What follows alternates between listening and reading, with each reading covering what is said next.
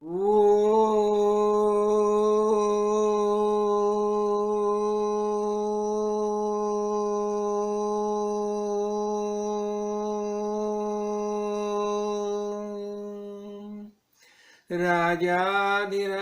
सद्गुरुनाथ सिद्धरामेश्वर महाराज की जय। राजाधिराज सद्गुरुनाथ श्री भऊ साहेब महाराज की जय। राजाधिराज सद्गुरुनाथ श्री काड़ सिद्धेश्वर महाराज की जय।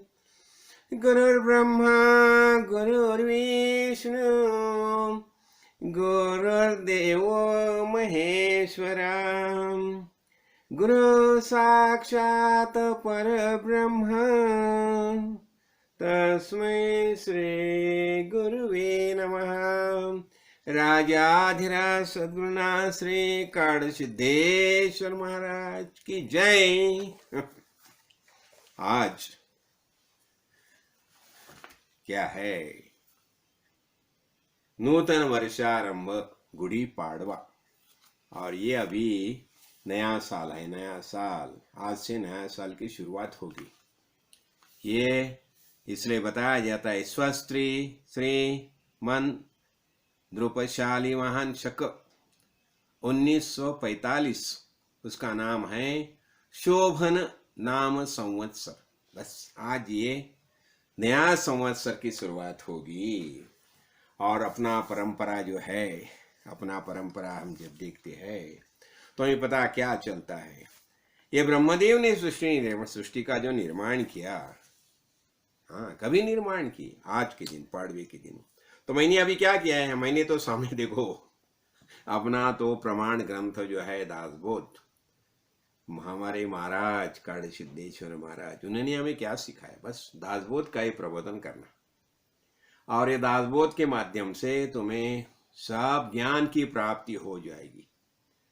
और हमारे परम गुरु सिद्धरामेश्वर महाराज वो तो बताते हैं, यदि इस दासबोध ग्रंथ जो है ना, दासबोध मीमांसा जमनी, इस ग्रंथ का तुम सदगुरु के सानिध्य में नित्य अनुसंधान करेंगे तो तुम्हें आत्मज्ञान होगा। यही मेरा अनुभव, खुद का अनुभव है।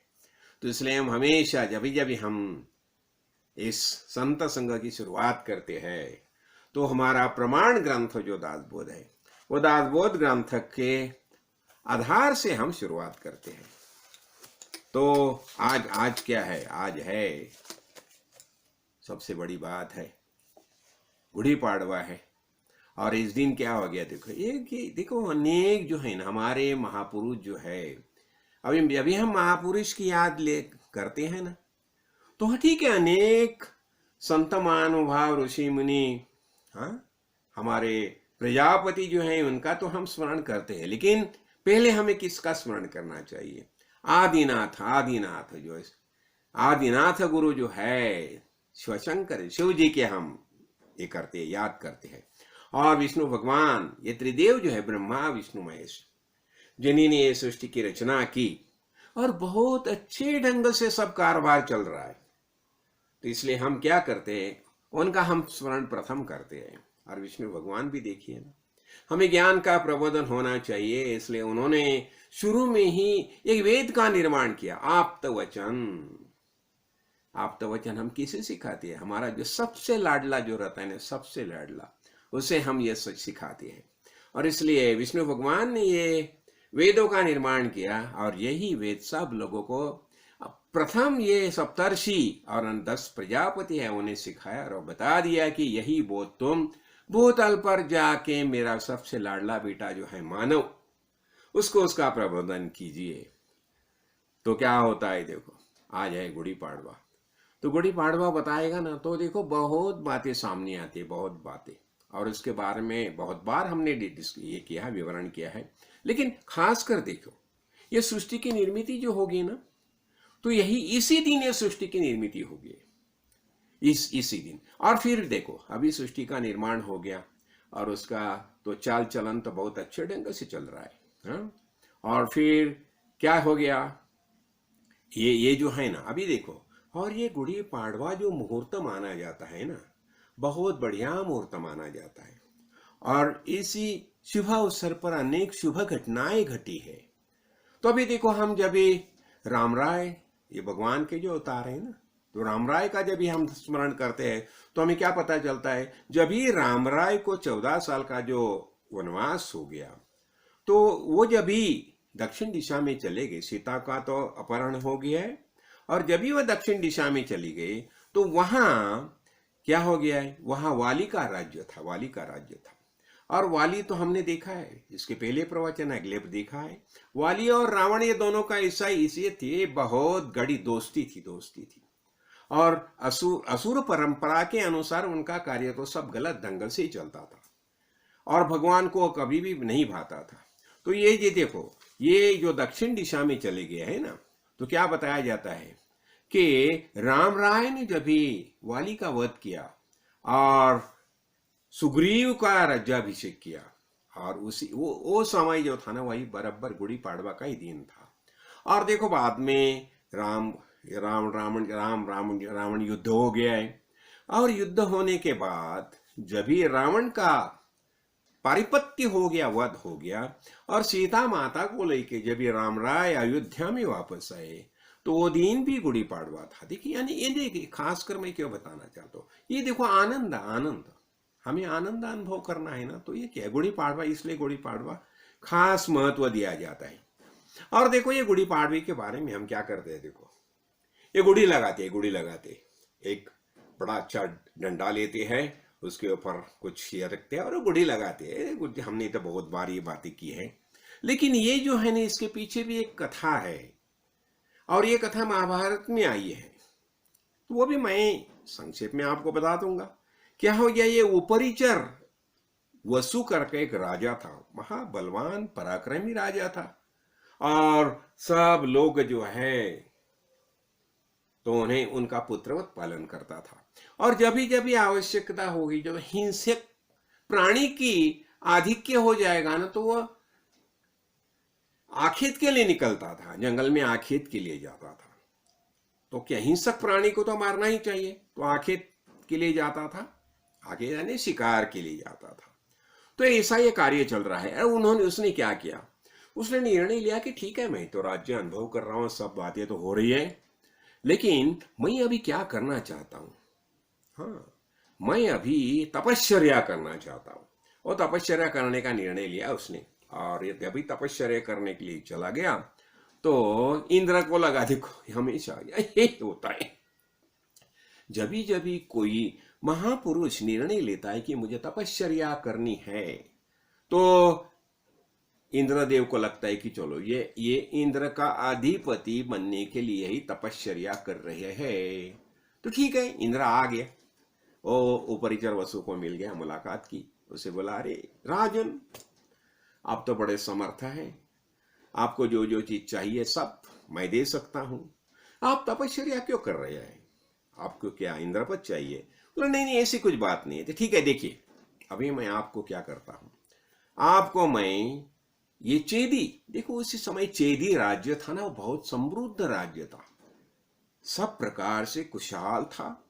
तो वो चेदी नरेश उसे बना दिया, और उसे वैजयंती माला दे दी, वैजयंती माला जो इसके गले में रहते हैं ना इंद्र के। और वैजयंती माला का वैशिष्ट्य ऐसा है, वो जिसके साथ रहेगी ना, उसका पराभव कभी भी नहीं होता। तो और वो कुमलाती नहीं थी, ऐसी माला दी थी। और उसी समय उसने एक उसको डंडा दिया, डंडा, लाठी, लाठी है ना, लाठी दी, बहुत ऐसे आकर्षक ऐसी लाठी दे दी, ठीक है। और वो दोनों की दोस्ती हो गई। और उपरिचर वसु को आकाशगामी विमान दे दिया, आकाशगामी विमान। इसका अर्थ क्या हो गया, जब चाहता था उपरिचर वसु, वो जाता था, आसमान में घूमता था, बस जहां चाहे जहां घूमता था। तो ये ऐसा उसका कार्य चल रहा था। और क्या हो गया, ये लाठी दी थी ना, 1 साल के बाद उसने क्या किया, वो जो देखो आजकल जो खानदानी पुरुष है ना, हाथ में एक लकड़ी रहते, लाठी रखते हैं ऐसा, तो नीचे, तो उसने क्या किया, 1 साल के बाद वो लाठी ना अपने इसने आंगन में नीचे लगा दी, और लगा दिया। और 1 साल के बाद उसने क्या किया, उसके ऊपर हंस रूपी इंद्र का आवाहन किया। तो तो यहां वहां हंस रूपी इंद्र आ गया, लाठी के ऊपर बैठ गया। फिर जभी से ये गुढ़ी जो ये करते हैं ना, गुढ़ी लगाते हैं ना, उभारते हैं ना, लगाते हैं गुढ़ी, वो परंपरा शुरू हो गई। और फिर इन जब ही इंद्र प्रसन्न हो गया तो इंद्र ने ठीक है यथाकाल सब सभी जगह पर्जन्य होता था। देखो हमने पंच महायज्ञ देखे हैं ना, तो वो पंच महायज्ञ में देव देवता पूजन जो है, अनेक प्रकार की यज्ञ जो है, तो ये देव देवता को जो आहुति दी जाती है उसके कारण देव देवता प्रसन्न होती है, इंद्रदेव प्रसन्न होता है और यथाकाल बारिश होता है और खेती अनाज सब सुजला सुफला बन जाती है। तो ये परंपरा चालू होगी, परंपरा चली होगी। तो इसमें क्या आता है, देखो स्वाभाविक तरीके से हम देखते हैं जब भी हम देह धारण करके भूतल पर आते हैं तो क्या होते हैं, हमारी भी देखो चार भावना रहती है, धर्म, अर्थ, काम और मोक्ष। लेकिन स्वाभाविक स्वरूप से ये धर्म, अर्थ और काम, ये तीन बातें जो है ना, ये बातें कैसी है, सांसारिक लोगों से संबंधित ऐसी बातें है। तो ये तीन बातों में ही ज्यादा से ज्यादा लोग उलझा रहते हैं। और जो मोक्ष जो है ना, मोक्ष सुख आजकल किसे नहीं चाहिए, क्योंकि मोक्ष प्राप्त करने लिए बहुत कुछ तपस्या करनी पड़ती है, बहुत कुछ साधना करनी पड़ती है। तो स्वाभाविक स्वरूप से लोग वो नहीं चाहते, बोलते नहीं हमें धर्म, अर्थ यानी जो संस्कार के लिए जो वित्त आदि जो लगता है ना, सांसारिक आवश्यकता अनुसार जो चीजें लगती है वही प्राप्त करने में वो खुद को जुटाता है। और काम, अनेक प्रकार की कामना रहती है, अपेक्षा रहती है, इच्छा रहती है। वो तो हमने बहुत समय हमने वो खुल बहुत देखे है। वो अभी जब हम कामना का विचार करते हैं तो हमें क्या होता है, देखो अनेक प्रकार की ऐषणा रहती है। हाँ, वित्तेषणा, लोकेषणा, दारेषणा, पुत्रेषणा, ये सब ऐषणा रहते हैं। इनके पीछे आदमी भागता रहता है और ये तो सब कार्य चलता रहता है। तो ये तो हो गया, लेकिन ये जो है ना, ये शालिवाहन शक जो है, तो इसे शालिवाहन ऐसा नाम क्यों दिया, ये भी हम देख लेंगे। ये शालिवाहन जो है ना, तो इसे बताया जाता है, कथा बताई जाती है। शालिवाहन जो है ना, ये कुम्हार का बेटा था। कुम्हार यानी जो देखो अनेक प्रकार के ये पट, ये मिट्टी के बहुत कुछ बर्तन बनाते हैं ना, हाँ, गमले बनाती है अनेक प्रकार के, तो इसे बनाने वाला था। तो उसका बेटा था वो शालिवाहन। तो उसने क्या किया, वो जमाने में एक ऐसी बात होगी, तो एक राजा था ना, देखो जो राजा बनता है ना, तो आस्ते आस्ते उसमें अहंकार आता है, अहम भाव आता है, महत्वाकांक्षा आती है। उसे लगता है नहीं ये संपूर्ण विश्व है, ये मुझे ही सब बड़ा करके मुझे पुकारना चाहिए, मैं त्रैलोक्य का अधिपति होना चाहिए, यही उसके दिल में आ जाता है। उसका अहम भाव बढ़ता है, आकांक्षा बढ़ती है और फिर वह अन्याय अत्याचार करने लगता है। वो राजा भी ऐसा अन्यायी और अत्याचारी राजा था। तो ये शालिवाहन ने क्या है किया, इसने क्या किया, मिट्टी में से सब सैन्य तैयार किए और मिट्टी में से सैन्य तैयार करके उनकी सहायता से वो राजा को परास्त किया और लोकानुवर्तित ऐसा लोकशाही ऐसा राज्य निर्माण किया। तो इसलिए सब लोग थे वो शालिवाहन को मानने लगे और इसलिए वह शालिवाहन शक ऐसा निर्माण हो गया। तो अभी हमने देखा ना 1945 अभी ये शालिवाहन शक चालू है। क्योंकि यहाँ क्या होता है, अनेक ये कथाएं जो होती है ना, ये कथा लाक्षणिक रहती है। वो कथे के पीछे जो वास्तविक जो अर्थ है वो हमें समझना चाहिए। तो क्या हो गया, ये सब लोग थे ना, कैसे हो गए, एकदम जैसे मर गए हैं, जैसे मुड्डे मर के पड़ गए हैं। उसमें कोई अस्मिता नहीं, गौरव नहीं, कुछ भावना नहीं। हाँ, कोई भी आए और उन्हें कुचल के चले जाए, ऐसे बन गए थे। तो ऐसा, और अन्याय सहन करने की उनकी आदत ही लग गई थी, गुलाम प्रवृत्ति हो गई थी। अभी देखो ये गुलाम प्रवृत्ति है ना, वो भी कैसी बनती है, देखिए अभी हमारे ऊपर जो भरत भूमि जो है, तो अनेक प्रपर के आक्रांता आ गए, उन्होंने हमें बहुत साल तक गुलाम बना दिया और किसे बनाया? देखो, हमारे ही लोगों की सहायता से उन्होंने हमें गुलाम बना दिया। कैसे? जो हमारे लोग थे, जो पैसा पैसा देखते थे, प्रसिद्धि देखते थे, उनकी कुछ अलग चाह थी, तो उन्होंने अपने हाथ में ले लिया और उनकी सहायता से हमारे ऊपर राज्य किया कितना साल। देखो, और वही गुलाम बनने की जो प्रवृत्ति है ना, वो हमें अभी तक है। अभी भी हम तो हो गए, हम तो स्वातंत्र्य मिल गया, लेकिन स्वातंत्र्य मिल गया, लेकिन हमारे अंतःकरण में वो स्वातंत्र्य का वास्तविक उदय हो गया है क्या? जो गुलामी वृत्ति है अभी तक निकल गई है क्या? नहीं, अभी भी हम खुद को गुलाम नहीं समझते हैं। और किस लिए? खुद के स्वार्थ के लिए। तो ऐसा ही हो गया। तो इसलिए शालिवाहन को विशेष महत्व दिया जाता है। देखो, तो इसलिए क्या होता है? देखो, ये तो हो गया, हाँ, और हमें भी क्या करना चाहिए? इसलिए हम क्या करते हैं?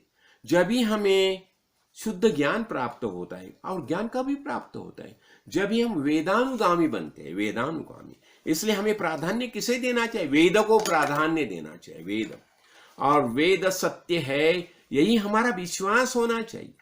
वेद क्या है? वेद ये सत्य है, यही भगवान ने हमें बोध किया है, हमारे सदगुरु ने यही बोध किया है। और वास्तव में देखो, हम खुद को ना, शुरू से हम खुद को ये शरीर ही समझते हैं, लेकिन हम शरीर नहीं है। जब भी हम वेदांत का विचार करने लगते हैं, तो हमें पता चलता है शरीर हमने धारण किया है। अनंत जीव जो है, ये भूतल पर देह धारण करके आते हैं, लेकिन वास्तव में ये शरीर में रहने वाले अनंत जीव जो है, वो बस वासनात्मक है। अनंत प्रकार की उनकी इच्छा रहती है। इसलिए क्या होता है? देखो, ये जीव कैसा है? जीव अनादि है। जैसा हम परमेश्वर परमात्मा बताते हैं ना, परमेश्वर कैसा है? परमेश्वर अनादि है, यानी शुद्ध चैतन्य जो है वो अनादि है। और ये चैतन्य जो अनादि है, बस उसी प्रकार ये जीव जो है ना, ये जीव भी अनादि है। तो अनंत जो वासना रहती है, वासना कहाँ रहती है? वासना हरेक जीव के अंदर संस्कार रूप वासना रहती है। और वह संस्कार रूप वासना के कारण, देखो, अभी क्या बताया जाता है? माया ब्रह्म बताया जाता है। ब्रह्म यानी अनादि जो है ना, परमेश्वर परमात्मा, उसे ब्रह्म समझिए, और माया यानी ये जीव समझिए। ये वासनात्मक जीव है, ये माया समझिए। लेकिन जैसा परमेश्वर परमात्मा अनादि है, वैसी माया भी अनादि है। और ये माया अनादि होने से वो जीव संस्कार रूप उसमें रहते, शेष रहती, वासना शेष रहते, और उस वासना के अनुसार वो देह धारण करके भूतल पर आता है। और इसलिए क्या होता है? हमें देखो, ये हमें संस्कार मिलते हैं। हमारी वैदिक परंपरा, जब भी हम सदगुरु के सानिध्य में जाते हैं, तो सदगुरु हमें ज्ञान का प्रबोधन करते हैं और बताती है, देखिए, तुम शरीर नहीं है, शरीर धारण किया है। इसलिए वो हमें क्या समझाते हैं? एक ही बात देखिए, तुम आत्मा हो, और पंच अनात्मा जो है उनकी हमें पहचान देते हैं। और ये पंच अनात्मा क्या है? हम तो आत्मा है, और पंच अनात्मा है, इसके बारे में मिथ्यात्व दर्शनम। अब ये पंच अनात्मा क्या आती है? देखो, पंच अनात्मा में हमारा एक पहली बात आता है, हमारे अखत्यारी में क्या क्या है, पोजीशन में क्या क्या है। देखो, अनेक ये संसार में आने के बाद, दृश्य जगत में आने के बाद, अनेक बातें हमारे अखत्यारी में आते हैं। तो हमारा पोजीशन में क्या क्या आया है, फिर हमारा प्रोफेशन क्या, हमारा उद्योग धंधा क्या है, किसका दुकान रहता है, रेस्टोरेंट रहता है, और कुछ रहता है, ये हो गया।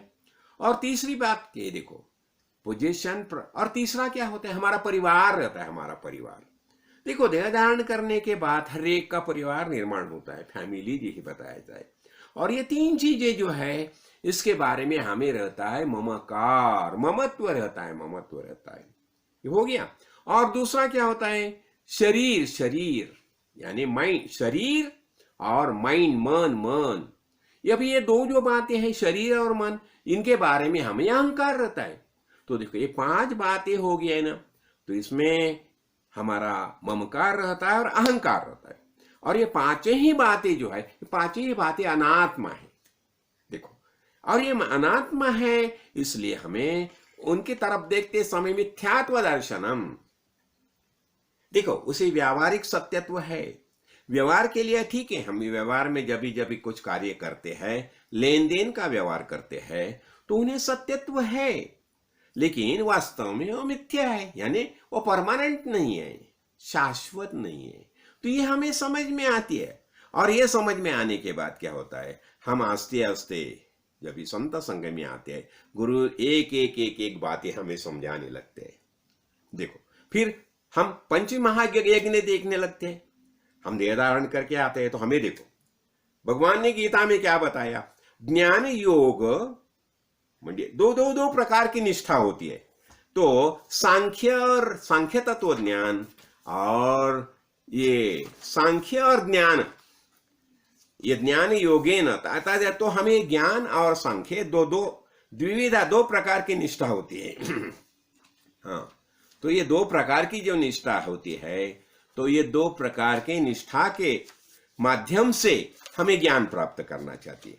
तो वास्तव में योग कितने बताए जाते हैं, बस खाली दो ही योग है, एक ज्ञान योग है और एक है सांख्य योग।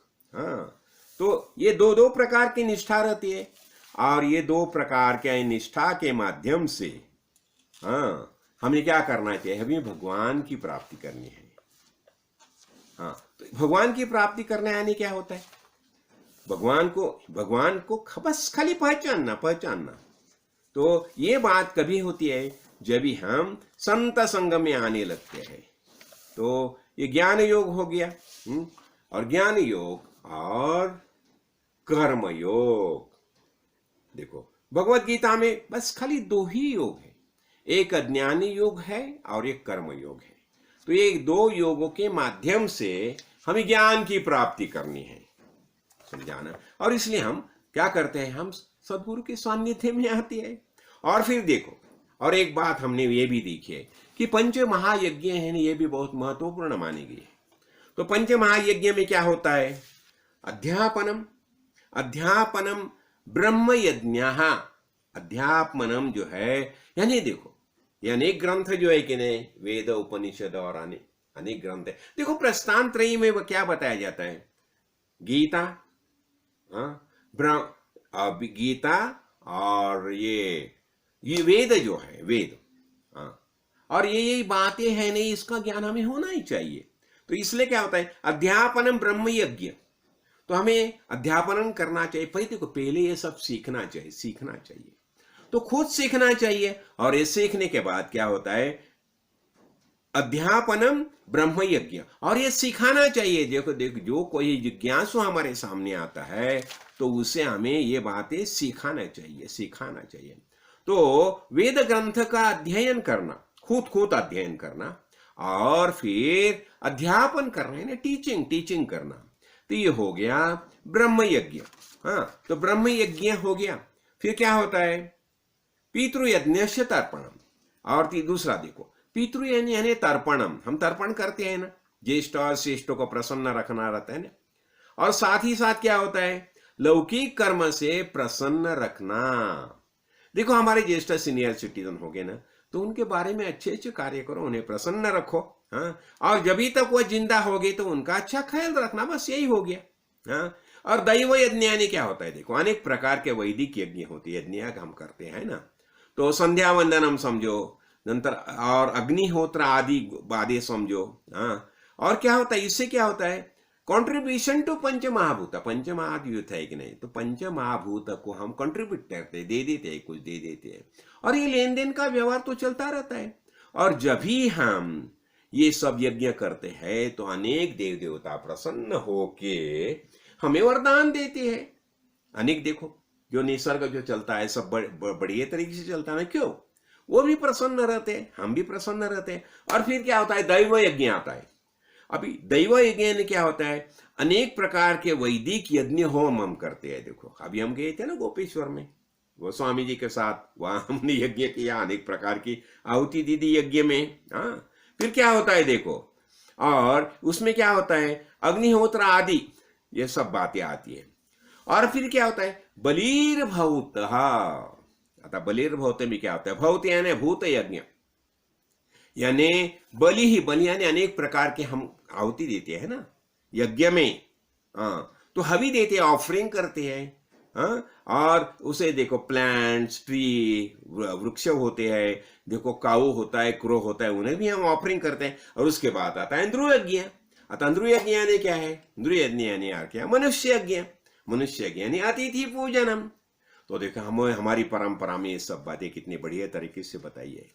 तो ये तो हमें करना ही चाहिए ना। लेकिन ये करने के लिए क्या होता है? जब भी हम संत महानुभाव के सानिध्य में जाते हैं तो ही हम ये सब कर सकते हैं। और ये आवश्यक है। ये क्या हो गया यार?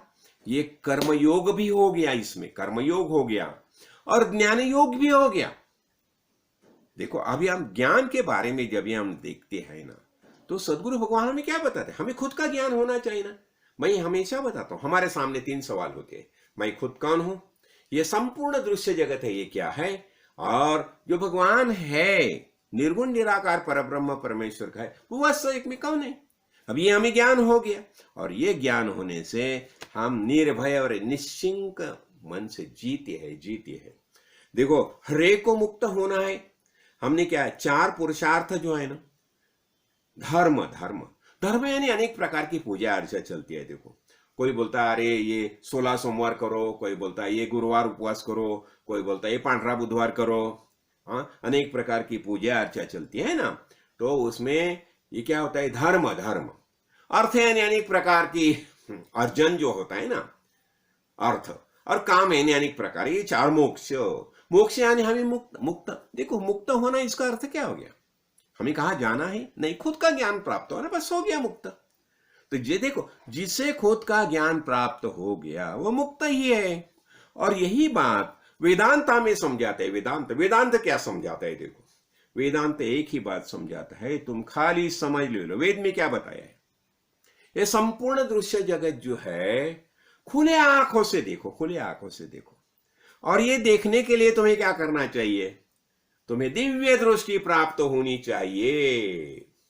जब भी अर्जुन को भगवान ने सोचा, अर्जुन को थोड़ा सा एक उसमें जो किलमिश निर्माण हो गया था, जब भी उसने देखे मेरे सामने सब मेरे आप्त स्वके ही खड़े रह गए, उन्हें मैं उनका वध मैं कैसे करूं? अभी भीष्म द्रोण ये सब गुरु है, कुलगुरु है, मामा है, सब है, उन्हें मारना है, उन्हें कैसा मारूं मैं? तो भगवान क्या बताते हैं? अरे निमित्त मात्रम भव सव्य साचिन। अरे तुम खाली निमित्त हो जाओ। ये सब जो है ना काल रूप मैंने ये सब का वध कभी से किया है। वो बताता है जब भी विभूति दर्शन में अर्जुन को अनेक बातें समझाते हैं और बताते हैं कि ये पंछी में गरुड़मय हूं, सर्प में वासुकीमय हूं, मेरु में मंदारमय हूं, ऋषि में भृगुमय हूं, धनुर्धर में धनंजयमय हूं, हाँ, सरिता में गंगामय हूं। अनेक प्रकार की विभूति का वर्णन करता है भगवान उसे समझाने के लिए। और क्या होता है? और ये भी बात समझ लो, ये है शरीर जो है ना, ये शरीर में विभूति रहते हैं ना। जब भी आत्मज्ञानी महापुरुष बन गया वो विभूति योग हो गया ना। तो भगवान समझाता है। और फिर विश्वरूप दर्शन में यह भी समझाता है कि ये काल रूप मैं हूं और मैंने ये सबको पहले से ही मार दिया है। तुम खाली निमित्त युद्ध के लिए खड़ा रह जाओ, बाकी सब मैं देखता हूं। अभी देखो, अभी ये दृश्य देखना है, लेकिन अर्जुन देख नहीं सका। क्यों नहीं देख सका? फिर भगवान बताता है दिव्यम ददामि ते चक्षु पश्य में योगम ऐश्वर्यम। मैं तुम्हें दिव्य दृष्टि देता हूं, मेरा योग ऐश्वर्य तुम देख लो। अभी देखो फिर अर्जुन को क्या किया भगवान ने? क्या किया? दिव्य दृष्टि दे दी। अच्छा, दिव्य दृष्टि दे दी, इसका अर्थ क्या हो गया? अर्जुन का मन में जो अहंकार और ममता था उसे डाइल्यूट कर दिया। अपनी योग माया से भगवान ने उसका अहंकार ममकार कम करने से अर्जुन को दिव्य दृष्टि प्राप्त होगी। लेकिन यह दिव्य दृष्टि परमानेंट नहीं है। देखो यही होता है। तो थोड़ा समय के लिए दे दी और फिर अर्जुन ने सब देखा, भगवान का जो रूप देखा, विश्वरूप देखा। देखो विश्वरूप में क्या आता है? ये सब ना अच्छी अच्छी बातें सब आती है, लेकिन उसमें युद्ध भी आता है, मृत्यु भी आता है। अभी देखो ना कोरोना में इतने लोग मर गए और उन्हें कैसा कैसा दफनाया गया। वो विश्वरूप ही हो गया ना भगवान का। तुम जाके आईसी यूनिट में देखो, वृद्धाश्रम में देखो, वहां क्या है? यही भगवान का ही विश्व रूप है। युद्ध में इतने लोग मारे जाते हैं, विश्व रूप ही है। इतना ही नहीं, जब भी प्रलय काल आ जाएगा, सब भूतल धरा जो है सब बह जाएंगे, तो क्या यही विश्व रूप ही हो गया ना? ये भगवान का ही रूप है, ये देख लो ना। तो देखो, अर्जुन तो डर गया, लेकिन भगवान बताता है कि मेरा यही रूप है, तुम अच्छी तरह से समझ लो। देखो, भगवान की निर्मित है, इसलिए क्या होता है, जब भी अहंकार और ममकार निकल जाता है ना, तो ही हमें वो स्थिति प्राप्त हो जाती है। और आत्मज्ञानी महापुरुष अहंकार और ममकार रहित होते हैं, और इसलिए वो वास्तव में सच्चा आनंद अनुभव कर सकते हैं। देखो, शिव जी के बारे में देखो ना, शिव जी का वैराग्य देखो, कैसे किसे किसे बातें करते थे। हाँ, तो ये सब बातें जो है, तो हमें ये सीखनी चाहिए। संस्कार, ये संस्कार चाहिए। अभी अभी ये संस्कार क्या है? संस्कार ये अपना मन जो है। देखो, हमारे पास मन हो तो है, तो हमने अंतःकरण पंचक बहुत बार देखा है। तो अंतःकरण पंचक में मन जो है, तो मन में ऐसे संस्कार होने चाहिए। और मन कैसा है? मन तो मिथ्या ही है। तो हमें क्या बताया जाता है? इंद्रिय निग्रह करो। देखो, इसके बारे में हमने तो हमेशा साधन चतुष्टय तो हमेशा हम देखते। साधन चतुष्टय अत्यंत महत्वपूर्ण है, और ये हरेक को साधन चतुष्टय समझना ही चाहिए। तो साधन चतुष्टय में क्या आता है? श्रवण आता है। हाँ, श्रवणम। अभी श्रवण क्यों? For gaining knowledge. श्रवण से हमें ज्ञान प्राप्त हुआ है। मनन से क्या होता है? संशय प्रतिबंध निकल जाता है। मनन करने से हमारा संशय निकल जाता है। हाँ, और निधिध्यासन में क्या होता है? निधिध्यासन में जो विपर्याय रहता है, जो गलत समझ रहता है, वो गलत प्रतिबंध रहता है, वो निकल जाता है। जो भ्रम होता है, भ्रम उससे निकल जाता है। और समाधि यानी क्या होता है? समाधि यानी आत्मा इस विवेक प्रज्ञा, फर्म विजन। समाधि यानी क्या? ऐसा कितना घंटा बैठेंगे? समाधि का अर्थ क्या हो गया? फर्म विजन, दृष्टि ऐसी हो जाती है। समाधि यानी बस ऐसा घंटे ने घंटा बैठने की जरूरत नहीं, वो फर्म दृष्टिकोण होना चाहिए। नितराम स्थिति, निष्ठा होनी चाहिए, तो ये हो जाता है हमारा। तो इसलिए क्या होता है? कर्मयोग और ज्ञान योग। तो कर्मयोग गिव्स ज्ञान योग्यता। कर्मयोग से हमें ज्ञान योग्यता प्राप्त होती है। ज्ञान प्राप्त करने के लिए जो आवश्यक योग्यता जो है, हम लायक बन जाते हैं। और ज्ञान योग्यता और सांख्य योग, अभी इससे क्या होता है? ज्ञान प्राप्त होता है, और ये इनकी वजह से पर्सन अहम स्थित प्रज्ञ बन जाते, तस्य प्रज्ञा प्रतिष्ठिता। और हमारी तो पूजा अर्चा चलती रहती है। और ये सब हम बातें जो करते हैं ना, हम जब ये पूजा अर्चा करते हैं, तो इससे क्या होता है? देखो, भगवान ने भी बताया ना, मत परा यानी क्या है? मत परा, इसका अर्थ देखो, मत परा अर्थ भगवान ने बताया। श्री कृष्ण भगवान बताते हैं कि मत परा भव, यानी मेरे जैसा, यानी कृष्ण जैसा नहीं। यहां मत परा इसका अर्थ होता है अहम ब्रह्मास्मि, ऐसा बन जाते। जब भी श्री कृष्ण भगवान जब भी अर्जुन को बोध करने लगते हैं, वो अभी वसुदेव देवकी का पुत्र करके श्री कृष्ण नहीं है, ख्याल में रखो। वह शुद्ध चैतन्य रूप कृष्ण अहम न अन्यहा। क्या बताते हैं? कृष्ण अहम, मैं कृष्ण हूं, मैं अन्य कोई नहीं हूं। यानी सच्चिदानंद परमेश्वर परमात्मा, यही उसकी होती है। और शंकराचार्य बताते हैं, तुम अद्वैत भक्ति करो। अद्वैत भक्ति यानी क्या? मैं एकमेव। देखो, जब भी हम भगवान की भक्ति करने लगते हैं ना, इसलिए इसके पहले प्रवचन में हमने देखा, देखो क्या देखा हमने? इष्ट देवता पूजनम। अभी इष्ट देवता पूजन हम जब भी करते हैं ना, तो इष्ट देवता के बहाने हमारे हृदय में क्या होता है, राग द्वेष निर्माण होता है। अभी मुझे जो इष्ट है, मुझे इष्ट और प्रिय ऐसी देवता है ना, उसके बारे में प्यार निर्माण होता है। देखो मेरे काड़ी सिद्धेश्वर महाराज है तो मेरी इष्ट देवता है, तो उनके बारे में मेरे अंतःकरण में प्यार निर्माण हो गया ना। लेकिन मैं अन्य देवता के बारे में द्वेष निर्माण नहीं होना चाहिए। क्यों? यही जो है विश्वरूप पूजा करनी चाहिए। जब भी मैं मेरे गुरु की तरफ देखता हूं तो मैं मेरे गुरु को मैं विश्व रूप मानता हूं। बताते हैं ना, ज्या ज्या स्थली मन जाए माजे, मेरा जिस जिस स्थान पर है मेरा मन जाता है, वहां सदगुरु भगवान आपके ही दोनों पैर होते हैं। इसलिए हमने देखा ना, भावाद्वैतम सदा कुर्यात। हमें अद्वैत करना है, अद्वैत करना है। तो कैसा? भाव से अद्वैत करो, भाव से अद्वैत करो।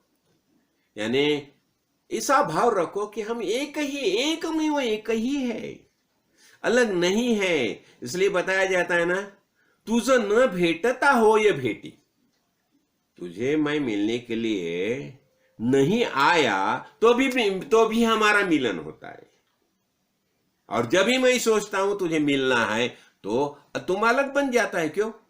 मैं जब भी खुद को समझता हूं मैं कोई तुझसे अलग हूं और आप कोई अलग है, तो मिलना संभव ही नहीं होता ना। इसलिए हमारा दृष्टिकोण कैसा चाहिए? हम एकमेवाद्वितीय परमेश्वर, यही हमारा वास्तविक रूप है, ऐसा हमें ध्यान होना चाहिए। इसलिए क्या होता है, ये अनेक बातें जो समझाई है तो निधिध्यास है, वो निधिध्यास होना ही चाहिए। हाँ, और ये भक्ति जो भक्ति करते हैं, भक्ति हम करते, ध्यान धारणा करते, भक्ति इस मनोजय के लिए। देखो हमें मन के ऊपर जय प्राप्त करना है, यही भक्ति है। हाँ, और देखो लोगों को दिखाने के लिए भक्ति नहीं होनी चाहिए। और जब भी महापुरुष भक्ति करते हैं तो क्यों करते हैं? लोक संग्रह के लिए, लोक संग्रह के लिए। अभी वास्तविक उन्हें कौन सा कर्म शेष ही नहीं रह गया, तो भी वो पूजा करते हैं, अनेक प्रकार की पूजा करते हैं, अनेक प्रकार की आराधना करते हैं, यज्ञ याग करते रहते हैं, अनेक लोगों को जमा करते हैं। देखो ना, आत्मज्ञानी महापुरुष, मैंने देखा ना, मेरे काड़ा सिद्धेश्वर गुरु, जब भी हम महाशिवरात्रि में जाते थे कोल्हापुर में, लाखों में लोग आते थे और इतने लोगों के साथ वो सब आनंद मजा करते थे, आनंद मजा करते थे। सुबह से शाम तक ऐसा निधिध्यास चलता रहता था। यानी क्या होता है, मन जो है, मन उसे ऐसी दिशा देना, दिग्दर्शन कि उसके ख्याल में हमेशा भगवान ही रहना चाहिए। यही होता है ना। तो मैं कौन हूं, हमारा यही निश्चय होना चाहिए कि वास्तविक हम बताते हैं ना, असंगोहम असंगोहम असंगोहम पुनः पुनः सच्चिदानंद रूपोहम अहमेवाह अव्ययम। अव्यय, अरे नहीं, है ही नहीं, आना जाना है ही नहीं है, यही होता है। तो संग किसका? तो हाँ, संग है ही नहीं किसी का, हम तो असंग ही है, असंग है। एकमेवाद्वितीय परमेश्वर, यही वास्तविक हमारी सबकी पहचान है। तो यही होना चाहिए। और इसलिए क्या कभी कभी बताया जाता है ना, धर्म बताया जाता है। देखो अभी क्या होता है, देखो ऐसा ही बताया जाता है, सत्यम ब्रूयात। बात करनी होगी ना, सत्य है वही बोला, सत्य क्या है? परमेश्वर परमात्मा वही सत्य है। सत्यम ब्रूयात प्रियम ब्रूयात। और अच्छा मीठी मीठी मीठी बातें बोलो, मीठी बातें बोलो, सत्य बोलो, मीठी बातें बोलो। हाँ, न ब्रूयात सत्यम अप्रियम।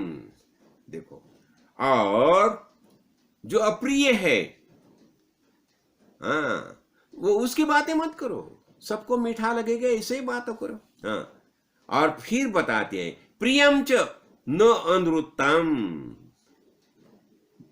प्रियम च न अनृतम ब्रूयात। देखो किसी अच्छा लगता है, लेकिन वह गलत है। प्रियम च, उसे प्रिय लगता है, लेकिन वह कैसा है? प्रियम च न अनृतम, अनृतम यानी गलत, ब्रुयात, ऐसा मत बोलो। जो सत्य है ये बोलो। अभी देखो, जब भी हम दूसरा नहीं, ठीक है उसे अच्छा लगता है, लेकिन उसे अच्छा लगता है लेकिन वो झूठा है, गलत है, ऐसी बातें मत करो। जब हमने देखा ना, चारवाक कैसा बताता था। हाँ, चारवाक का एक तो हमेशा मेरे ख्याल में आता है, भस्मीभूतस्य देहस्य पुनरागमनम कुत, ऋणम कृत्वा घृतम पिबेत। क्या बताता था? ऋणम कृत्वा घृतम पिबेत, दूसरे से लोन लो और ऐसे आराम करो, घृतम पिबेत, घी खाओ। हाँ? और उसका तत्व ज्ञान कैसा था? भस्मीभूतस्य देहस्य पुनरागमनम कुता, ये शरीर अग्नि में जला दिया तो फिर आना जाना कहाँ है? इसलिए जब तक हो मस्त मजे में जियो, लेकिन ये ठीक नहीं है, झूठ है। और यही असुरी परंपरा है। और ये जो देहात्मवादी जो है ना, देखो देहात्मवादी, जीवात्मावादी और परमात्मावादी, ऐसे तीन रहते हैं। तो देहात्मवादी नास्तिक रहते हैं, वो भगवान को मानने के लिए तैयार नहीं है। बोलते नहीं मैं शरीर हूं, और इसलिए मैं, इसके पहले के हम इसमें बताया था ना, जब भी ब्रह्मदेव को मिलने के लिए कौन गया? इंद्र और प्रजापति गया, इंद्र और विरोचन और इंद्र दोनों गए ब्रह्मदेव को मिलने के लिए। बताया कि पितामह हमें ज्ञान का प्रबोधन करो। ब्रह्मदेव ने बताया ठीक है, ये शरीर जो है ना, शरीर उसको अच्छी तरह से तुम सजाओ करके आओ, और बताया यही आत्मा है। हो गया। विरोचन गया, उसने उसके सब शिष्य थे ना असुर, उन्हें सब अच्छा पोशाक ये किया, एकदम मस्त ये हो गए, चाव में आ गए और बता दिया अरे यही आत्मा है। हो गया। और वही देहात्मवादी बन गए। और देहात्मवादी है वो पुनर्जन्म मानते नहीं, भगवान को मानते नहीं, और नास्तिक विचार प्रणाली उनकी चालू होगी। और ये नास्तिक विचार प्रणाली के कारण आज जो सब पूरा दुनिया में झमेला चल रहा है, अन्य अनाचार चल रहा है, असुरी प्रवृत्ति का जो उद्घोष चल रहा है, यही इसके लिए यही कारण है। वो शुद्ध देहात्मवादी और नास्तिक है, उसे उन्हें धर्म ज्ञान नहीं है। तो ऐसे लोगों के कारण जो सामान्य भक्त जन जो है, उन्हें अनेक प्रकार की कठिनाई महसूस करनी पड़ती है। और वो कठिनाई से उन्हें दूर करने के लिए भगवान को बारंबार जन्म लेके भूतल पर आना पड़ता है। तो भगवान ने बताया ना, परित्राणाय साधूनां विनाशाय दुष्कृतां धर्म संस्थापनार्थाय संभवामि युगे युगे। तो भी देखो श्री कृष्ण भगवान युद्ध के समय बताते, बार बार यही बताते, देखो मैं जहां धर्म है वहां मैं हूं। मैं पांडवों को क्यों सहाय कर रहा हूं? क्योंकि पांडव धर्म मार्ग से चल रहे हैं, इसलिए मैं उन्हें सहाय कर रहा हूं। तो ऐसा ही चलता रहता है। तो देखो, तो संक्षेप में हम यहाँ क्या देखना चाहते हैं? हमें भूतल पर बहुत अच्छी तरह से जीना है, आनंद महसूस करना है। इसलिए हमें धर्म मार्ग से जीना चाहिए। और धर्म मार्ग समझने के लिए हमें आत्मज्ञानी महापुरुष की शरण लेनी चाहिए। जैसे मैंने बताया ना, काड़ सिद्धेश्वर महाराज, और अभी मुझे स्वामी जी मिल गए, स्वामी से मुलाकात हो गई, वैसा ही आचरण करना चाहिए। देखो, और वैसा आचरण करने से क्या हो जाएगा?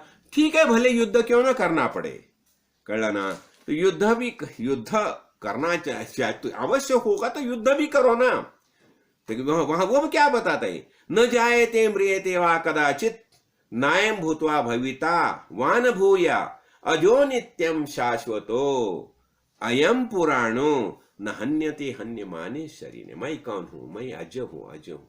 यानी जिसे जन्म ही नहीं, मन मूर्ति नहीं, ऐसा मैं सच्चिदानंद स्वरूप वास्तविक रूप है। और इसलिए अंतवंत इमे देहा नित्यस्तोक्ता शरीरिणा अनाशिनो अप्रमेय से तस्मात् युद्धस्व भारत। इसलिए अर्जुन को बताती है, अरे ये शरीर तो क्या है? ये नाशवान है, अप्रमेय है। हाँ, तो नित्य स्वरूप जीवात्मा के ये सब शरीर नाशवान कह गए हैं। इसलिए तुम युद्ध करो। तो युद्ध करना यानी क्या? अरे हमारा तो हर दिन युद्ध ही चालू है। देखो, संस्कृति के संरक्षण के लिए युद्ध तो होना ही आवश्यक है। तो ये सब बातें हमें करनी चाहिए। तो ये गुड़ी पाड़वा हम आनंद महसूस कर रहे हैं। तो गुड़ी पाड़वा के निमित्त मैं बताऊंगा कि आप सभी देखो, ज्ञान मार्ग से चलते रहो, चलते रहो, फेंकेर मत करो। सदगुरु भगवान हमेशा हमारे साथ में है। बाहर कहाँ है?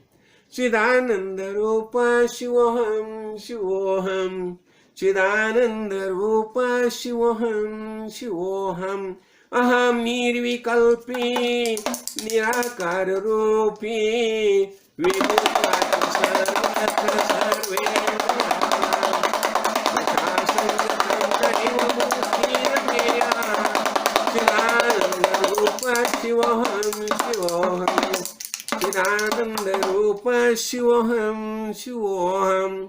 हम वास्तविक कौन है? सच्चिदानंद स्वरूप आत्मा, यही वास्तविक हमारी सबकी पहचान है।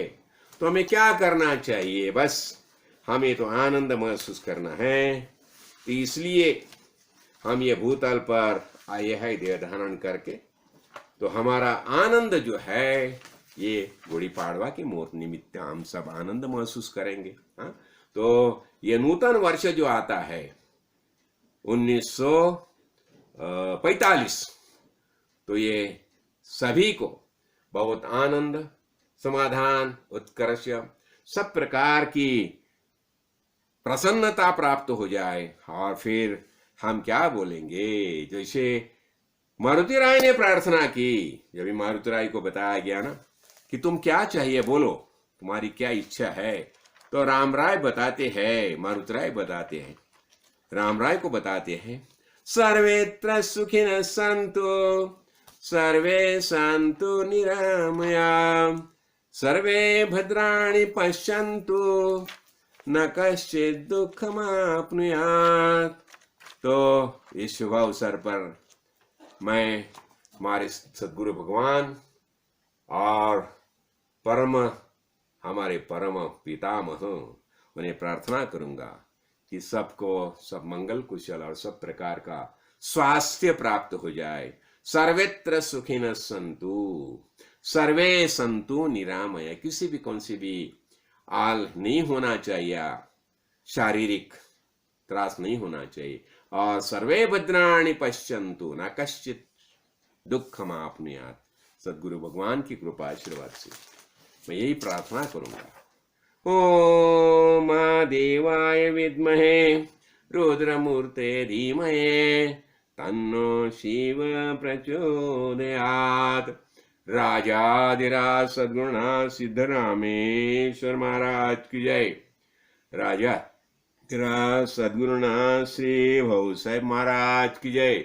राजाधिराज सद्गुरुनाथ श्री काड़ सिद्धेश्वर महाराज की जय।